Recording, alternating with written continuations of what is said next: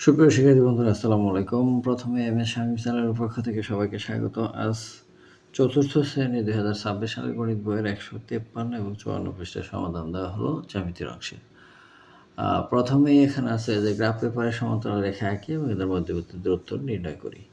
তো আমরা এখানে যদি গ্রাফ পেপারে দুটো দাগ দিই, দাগ দুটো এরকম যে একটা বরাবর দাগ দিই, একটা রেখা বরাবর।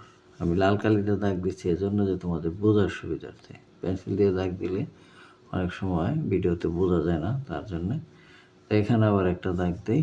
এটা একটা গ্রাফ পেপার। এই ধরনের পেপারকে গ্রাফ পেপার বলে। এগুলো বাজারে কিনতে পাওয়া যায় 2 টাকা পিস। এখন এভাবে দুইটা দাগ দিলাম। দাগ দেওয়ার পরে আমরা মেপে দেখবে এটা কতটুকু হয়েছে। এই যে এটা আমরা স্কেলের সাহায্যে এই যে সেন্টিমিটার আছে, কত সেন্টিমিটার এখান থেকে এখানে 2 সেন্টিমিটার। হ্যাঁ, এটা 0 আর এখানে 2 সেন্টিমিটার হয়েছে দূরত্ব। আবার এখান থেকে এটার দূরত্ব 2 সেন্টিমিটারই হবে। তাই এই দুইটা রেখাকে আমরা পরস্পর সমান্তরাল রেখা সমান্তরাল রেখা বলি, যেহেতু এদের মধ্যবর্তী দূরত্ব সবসময় সমান। আবার এখানে 5 নম্বরে একটি খাতায় অঙ্কিত আনুভূমিক রেখাগুলো পরস্পর সমান্তরাল রেখা। নিচের চিত্রে আনুভূমিক রেখাগুলোকে ছেদ করেছে এমন একটি তির্যক রেখা অঙ্কন করা হয়েছে। এই তির্যক রেখাটি প্রতিটি আনুভূমিক রেখার সঙ্গে যে কোনো উৎপন্ন করছে তা পরিমাপ করি।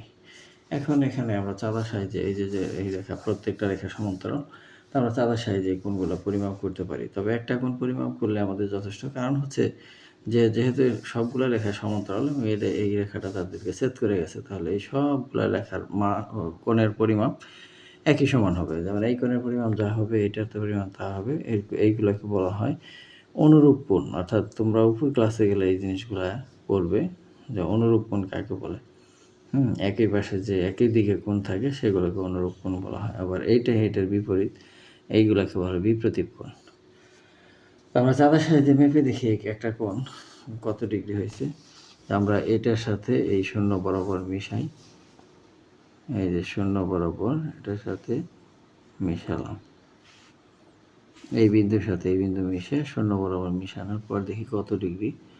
এই যে এখানে 50 আর 60-এর মাঝে, অর্থাৎ 55 ডিগ্রি। এই 55 ডিগ্রি, প্রত্যেকটা কোণের মানই 55 ডিগ্রি হবে।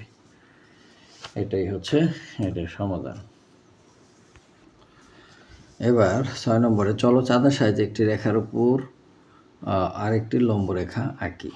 তো এখানে ধাপ অনুযায়ী বলা আছে। প্রথমে আমি ধাপটা সম্পূর্ণ তোমাদের দেখাই, তারপর আমি খাতায় করে দেখাবো, সেটা দেখে তোমরা নিশ্চয়ই নিজেরা করতে পারবে। তা প্রথমে ধাপটা হচ্ছে ক খ সরলরেখা আঁকি। যে ক এবং খ এই সরলরেখাটা অঙ্কন করছি। আর রেখার মধ্যে একটি বিন্দু গ নেই, এই বিন্দু নিচে গ। তারপর 2 নম্বর ধাপে এবার গ বিন্দুতে চাঁদার কেন্দ্রবিন্দু স্থাপন করি এবং ক খ রেখাকে 0 ডিগ্রি বরাবর মিলাই। এই যে এখানে বিন্দু বসাইছে, এই বিন্দুর মাঝখানে বসাইছে এই 0 বরাবর এই দাগটা মিলাইছে। মিলানের পর এই যে 90 ডিগ্রি, এই 90 ডিগ্রি বরাবর একটা বিন্দু দিছে। এটা আমরা পরবর্তী পৃষ্ঠায় দেখি। এই যে 90 বরাবর এখানে একটা বিন্দু দিয়ে দিছে, এটার নাম দিছি ঘ।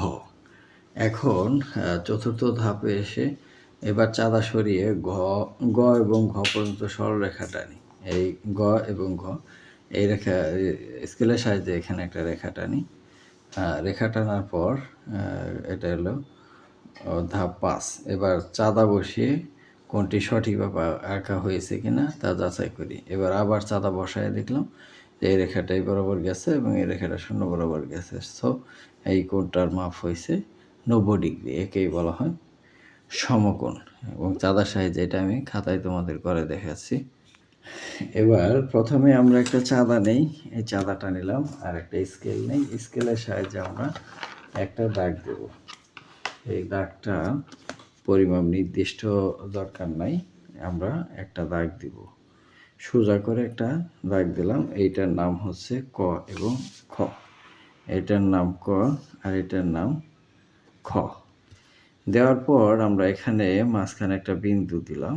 এই বিন্দুটার নাম হচ্ছে গ বিন্দু। এখন আমরা চাঁদাটা বসাবো এইভাবে, এইটা এই বিন্দুর সাথে এই বিন্দু আর এইটার সাথে জিরো রেখার সাথে যেন এই রেখাটা মিলে যায়। তো আমাদের এখানে এই জিরো রেখার সাথে জিরো রেখা মিলে গেছে।